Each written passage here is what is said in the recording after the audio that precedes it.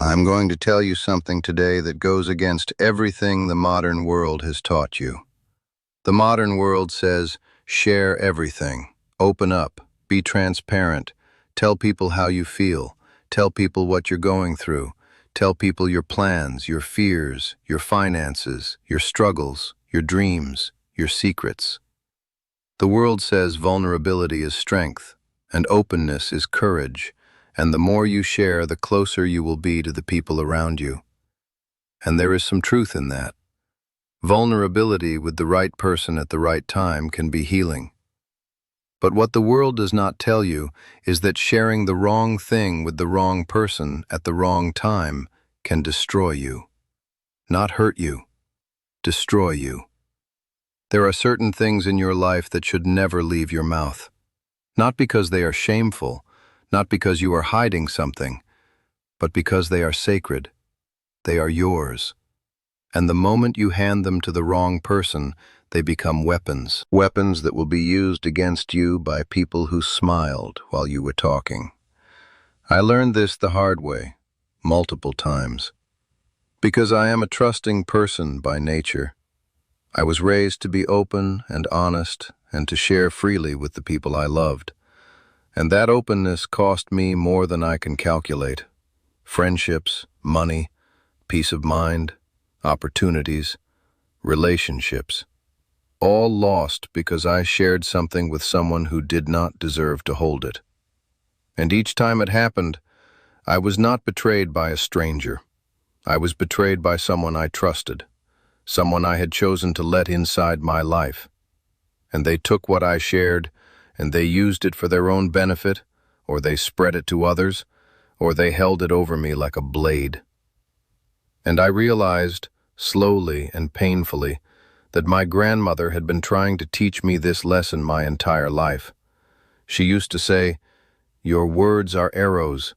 Once you release them, you cannot call them back. And the damage they do is not always to the target. Sometimes it is to the archer." She was right. Every time I shared something I should have kept, the arrow came back and hit me. Today I want to tell you about 5 things you must never share. Not with friends, not with family, not with anyone. No matter how much they ask, no matter how close they are, no matter how much you trust them. These 5 things are yours, and they should stay yours until the day you leave this earth. The first thing you must never share is how much money you have. This is the rule that most people break first and regret most. The moment people know your finances, everything changes. If they find out you have more than they expected, they start calculating. They start thinking about what you could do for them. They start resenting you for having what they don't. They start expecting generosity and feeling entitled to your resources. And if they find out you have less than they expected, they lose respect. They pity you. They talk about you behind your back. They make assumptions about your decisions and your worth as a person based on a number in a bank account. Either way, you lose. There is no amount of money you can reveal that will leave your relationships unchanged. More money creates envy. Less money creates pity. And both envy and pity are poisons that kill respect. I knew a man named Joseph who made the mistake of telling his family exactly how much he had saved for retirement. He was proud of it. He had worked hard for decades, and he wanted his children to know that he had been responsible, that he had planned well, that they did not need to worry about him. He thought it would bring them peace. Instead, it brought them greed. Within a year, every conversation with his children included a mention of money. One son wanted a loan for a business. Another son wanted help with a down payment on a house. His daughter suggested that since he had so much saved, maybe he could pay for the grandchildren's private school. And Joseph, who had shared the number out of pride, watched his family transform before his eyes. They did not see a father anymore. They saw a vault. And the saddest part was that Joseph could not take the information back. Once they knew the number, they could never unknow it. It sat in the room during every family dinner like an uninvited guest, and it changed the way every single person in that family treated him for the rest of his life. I also knew a woman named Betty who made the opposite mistake. She told her sister how little money she had. She told her in a moment of vulnerability, in a moment of fear, because the bills were piling up and she was scared, and she needed someone to talk to. And her sister listened, and her sister comforted her. And then her sister told her husband, and her husband told his brother. And within a month, the entire extended family knew that Betty was struggling. And the way they treated her changed overnight. Not with cruelty, with something almost worse. Pity. They started speaking to her in a softer voice. They started inviting her to things and offering to pay before she could even reach for her wallet. They started making decisions about family events based on what Betty could afford. And Betty, who had only wanted a sympathetic ear for one difficult evening, had been permanently reclassified in her family's eyes, from equal to charity case, from peer to project. And every act of kindness they showed her after that carried a slight tilt, a lean, a downward angle that reminded her every single time that they knew something about her that she could never take back. That is what happens when you share your financial situation. Whether you have too much or too little, the information changes the relationship permanently. Keep the number to yourself. Pay your bills in silence. Struggle in silence if you must, but never let someone else's knowledge of your finances become the lens through which they see you. Before I share the next teaching, one quick thing. Everything I have been pulling out of these old ways, the teachings about protecting yourself, about what to share and what to guard, about surviving your final years with your peace intact. I have written it all down. 20 teachings, 4 parts, in the order they were meant to be received. It is called the Native Way. You can scan the QR code on the screen with your phone or find the link in the comments.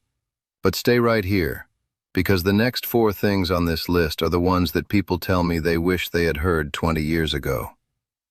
The second thing you must never share is your next move. When you have a plan, when you are about to make a change, when you are building something or going somewhere or starting something new, keep your mouth shut. I cannot say this strongly enough. Do not announce your plans. Do not share your intentions. Do not tell people what you are about to do before you do it, because the moment you share a plan, you invite interference. You invite opinions you didn't ask for. You invite doubt. You invite jealousy from people who are not going anywhere and don't want to see you go somewhere either. And worst of all, you invite sabotage. Not always intentional sabotage. Sometimes it's the subtle kind. The friend who says, "Are you sure about that?" The sibling who says, "That seems risky." The neighbor who says, "At your age." Those words, delivered casually over coffee, can kill a dream before it takes its first breath.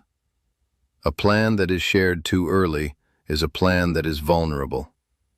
It is a seedling pulled out of the ground to show people the roots, and a seedling with exposed roots dies. My grandmother taught me this when I was young.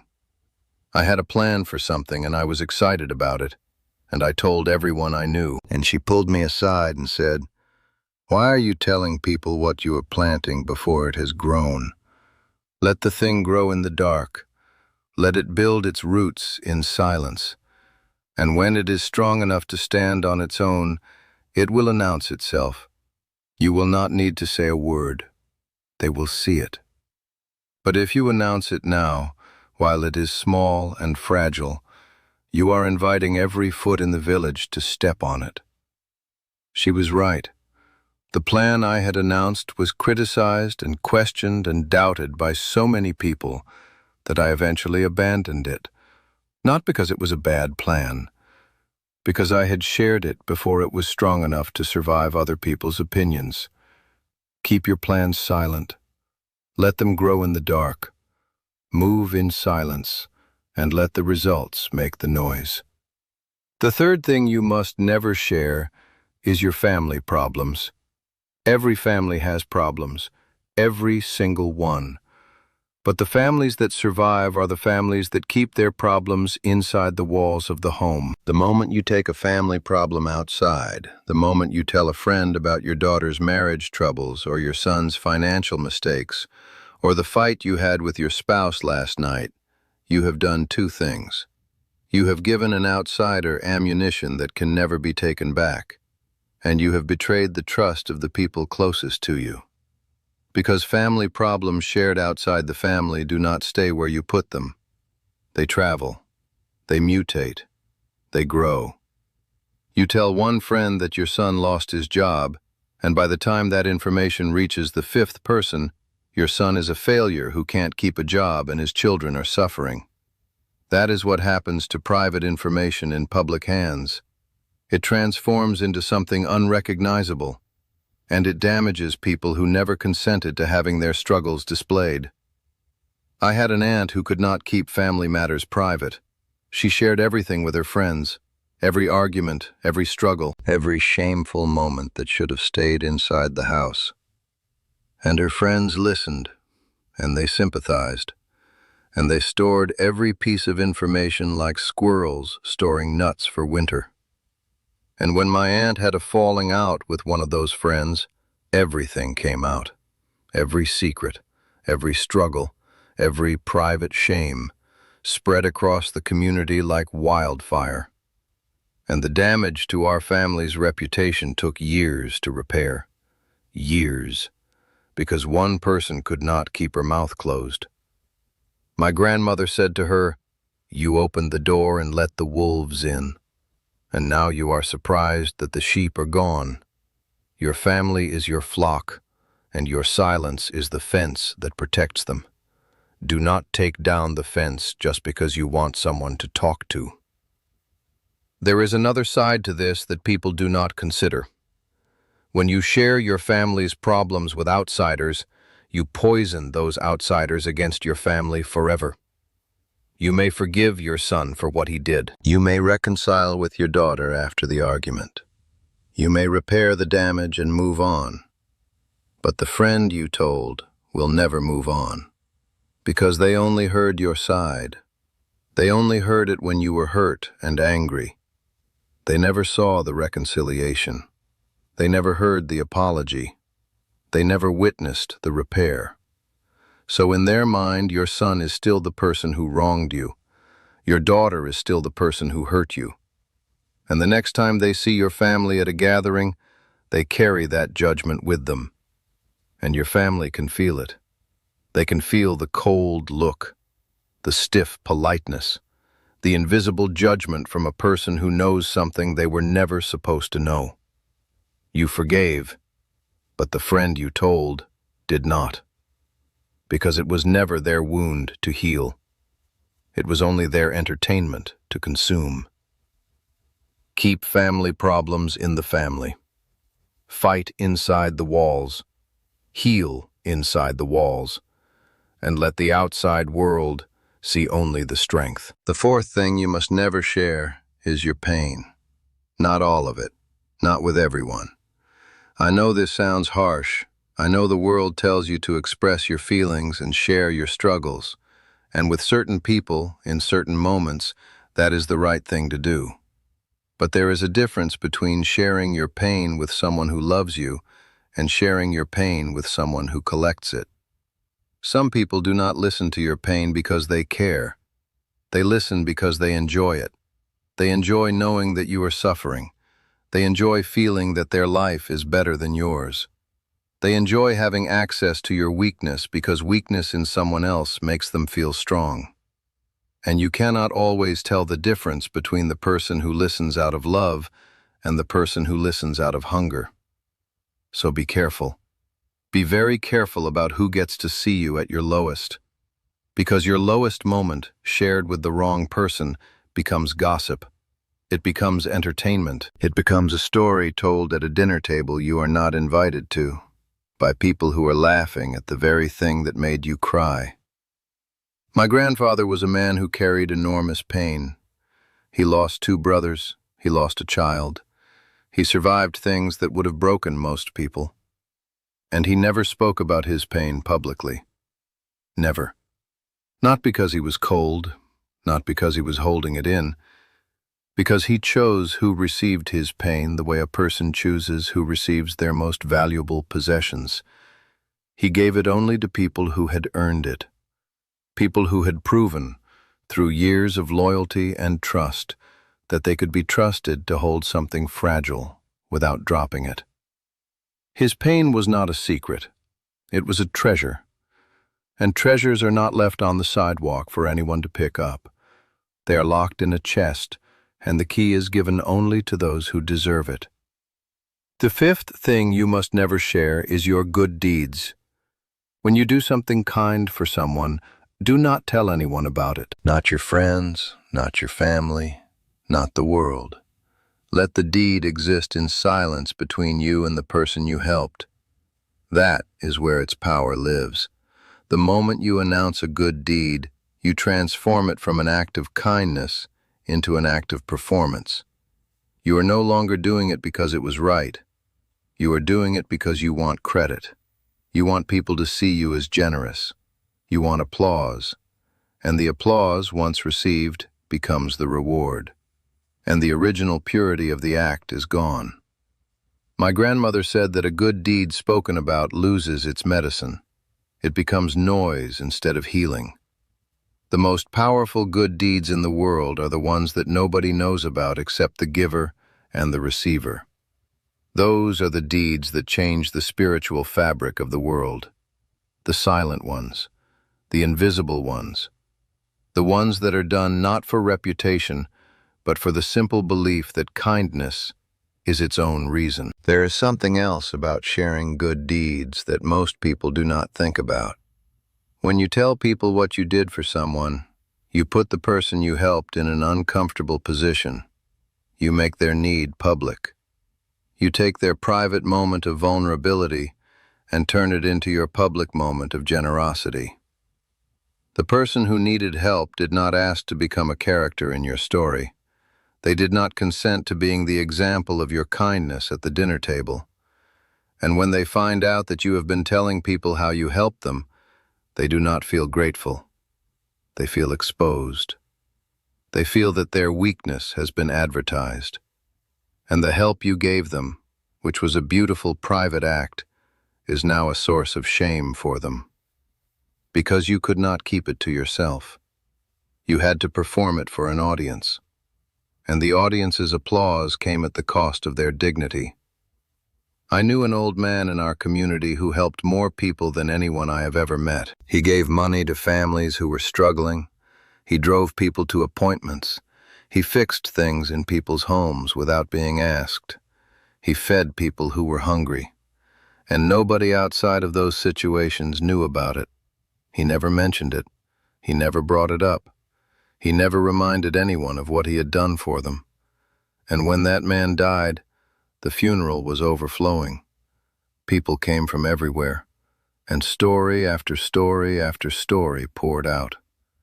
He helped me when I had nothing. He drove my mother to the hospital every week for a year. He paid my rent for 3 months and told me never to mention it. Nobody in that room had known the full picture of this man's generosity until he was gone, because he had kept every deed silent. And the silence had made each deed more powerful. Each one was a secret between 2 people, a private act of love that had no audience and needed none. And the cumulative weight of all those silent deeds was so enormous that it filled an entire church. That is the power of a good deed kept quiet. It grows in the dark, just like a plan, just like a seed. The best things in life grow in silence. 5 things: your money, your next move, your family problems, your deepest pain, and your good deeds. 5 things that must never leave the vault of your own chest. Guard them, not out of fear, out of wisdom, because the world is full of people who will use your openness against you. Not all of them, but enough of them that you must be careful with what you give away. You have spent a lifetime being generous with your words, with your trust, with your information. And some of that generosity was returned with kindness, and some of it was returned with pain. In your final years, you do not have time for the pain. You have earned the right to be selective, to choose who gets what, to guard your inner world the way you would guard your home.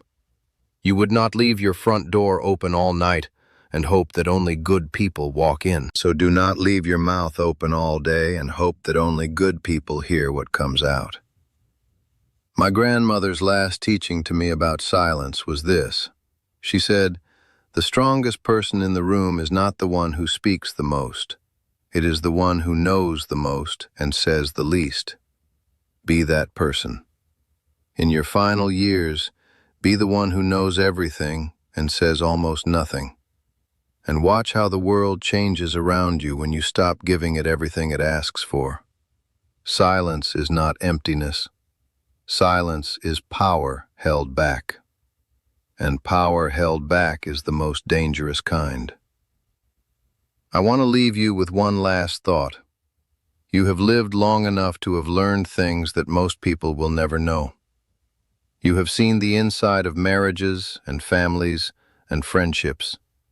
You know secrets that could destroy reputations. You know financial truths that would change how people see each other. You carry pain that would break a younger person to hear. And you have done good things that nobody will ever know about. All of that knowledge, all of that experience, all of that truth is sitting inside you. And every person you meet, whether they know it or not, is trying to get some of it out of you. Because people are drawn to depth. They can feel that you know things. They can sense that there is more behind your eyes than you are saying. And they will ask. They will push. They will use kindness. They will use guilt. They will use curiosity. They will use every tool available to get you to open the vault. Do not let them. You are the guardian of your own inner world. You are the gatekeeper. And in your final years, the most important skill you can develop is the ability to smile warmly, look someone in the eye, and say absolutely nothing. That smile, that warm, deliberate silence, is the most powerful statement a person can make. It says, "I know, and I choose not to say, and there is nothing you can do about it." That is strength. That is wisdom. That is the kind of power that only comes from a lifetime of learning what to share and what to keep. And now you know. So keep what is yours, guard what is sacred, and let the silence protect you the way it has protected the wise since the beginning of time. If what you heard today stayed with you, the book is there. The Native Way, 20 teachings, 100 pages, written the way I would speak to you if we were sitting together. Scan the QR code on the screen with your phone or find the link in the comments. Read one chapter. Sit with it. Now I want to hear from you. Tell me in the comments, which of these 5 things did you share with the wrong person, and what did it cost you? I read every comment. And if this is the kind of conversation you have been looking for, subscribe to this channel. We are not collecting viewers here. We are collecting people who remember. Come back next week. I am not done teaching yet.